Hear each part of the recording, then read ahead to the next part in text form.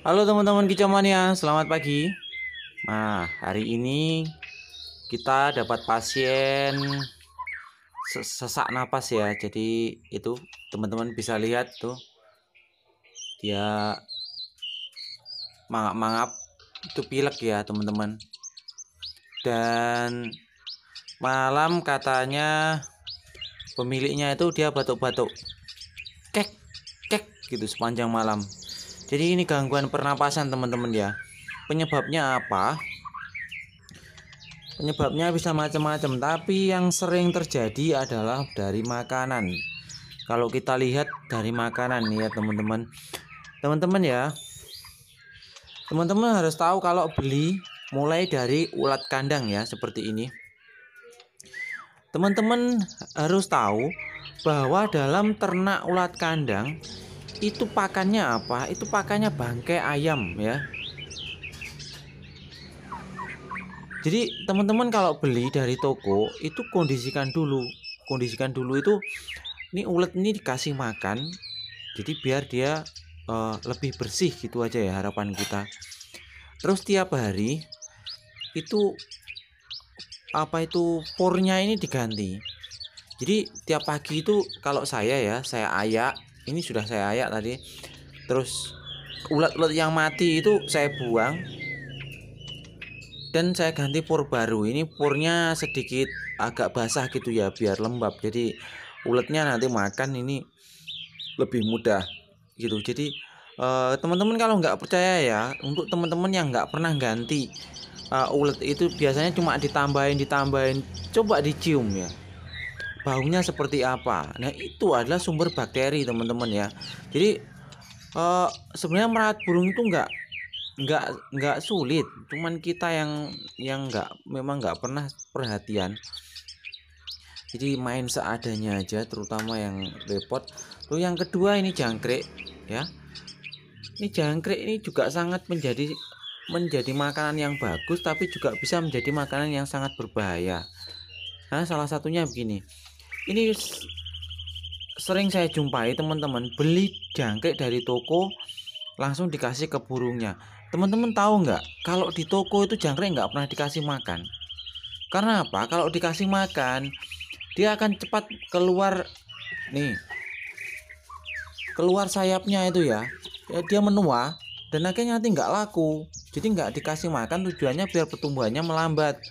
Nah masalahnya kalau dia nggak dikasih makan, yang dimakan apa? Medianya terbuat dari apa ini? Kertas. Iya, ini kertas untuk telur ayam itu ya. Ini penuh bahan kimia, teman-teman harus tahu. Jadi ya beli agak banyak, nggak apa-apa, dikasih makan apapun itu. Daun pepaya pun boleh, daun pisang pun boleh. Itu kalau bagus lagi daun mengkudu. Ya, daun sirsak itu bagus. Atau mungkin dikasih jahe atau apa itu bagus. Jadi begitu jangkriknya dikasih makan ke burung itu kondisi jangkrik yang sehat.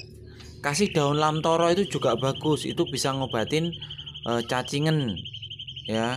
Jadi teman-teman harus perhatian masalah ini ya, semua masalah sepele. Ini burung ya, burung teman-teman kalau perawatan bagus dia bisa hidup sampai 15 tahun.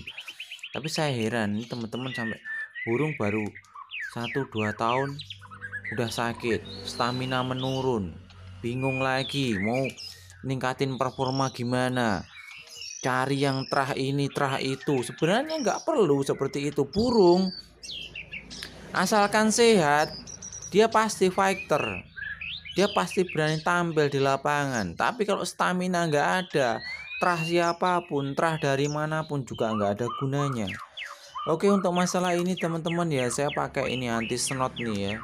Ini karena murah banget, cuma 10.000 tadi saya beli. Ini kandungannya adalah eritromisin ya. Eritromisin tuh antibiotik ya. Ya bisa untuk pernapasan, bisa untuk kulit, bisa untuk macam-macam. Tapi intinya ini antibiotik, sama vitamin A, vitamin D dan berbagai macam ya. Terus ini biasanya terjadi, dan kebetulan hari ini tuh kemarau seperti ada kiriman hujan gitu, mau ada kiriman hujan. Jadi kalau pagi itu dingin banget. Nah, ini dilema lagi buat teman-teman yang sibuk kerja. Iya, ini seharusnya kondisi seperti ini harus diperhatiin cara jemur burungnya ya. Ini sambil saya buka. Sebenarnya ini masalah yang krusial ya. Jadi cuaca seperti ini teman-teman harus sangat perhatian sama burung, terutama penjemuran. Tapi masalahnya teman-teman sibuk kerja, dan ini kalau sudah agak siang dikit, misal jam 9 gitu, itu panasnya minta ampun. Jadi burung mintanya jemur pagi-pagi. Tapi pagi-pagi itu kadang dingin banget ya, ini karena cuaca, kalau orang Jawa panggil nama ini bediding. Ini musim senot ya. Untuk ayam, untuk ternak-ternak unggas itu bahaya. Nah, ini satu kapsul saya kasih. Nanti kita lihat butuh air berapa.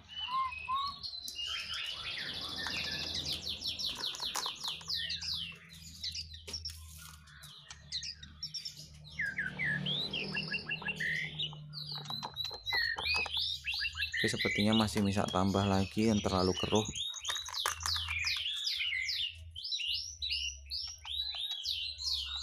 Nah, kalau kita takaran air kita arah-arah sendiri ya teman-teman ya. Ini masih keruh, ini cukup lah, tapi jangan sampai terlalu keruh.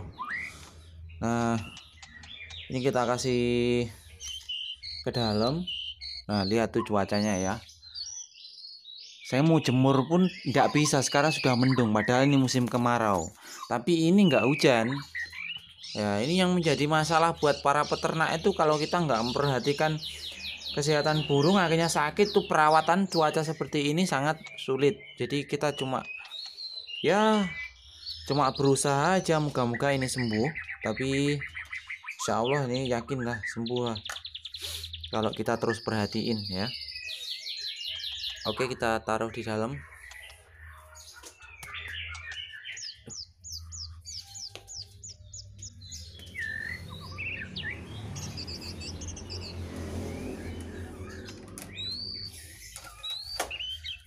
Ini ya teman-teman ya, kalau ada matahari terbit segera dijemur.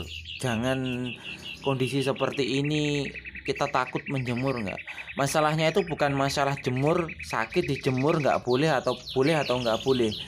Masalahnya berapa lama kita menjemurnya gitu loh.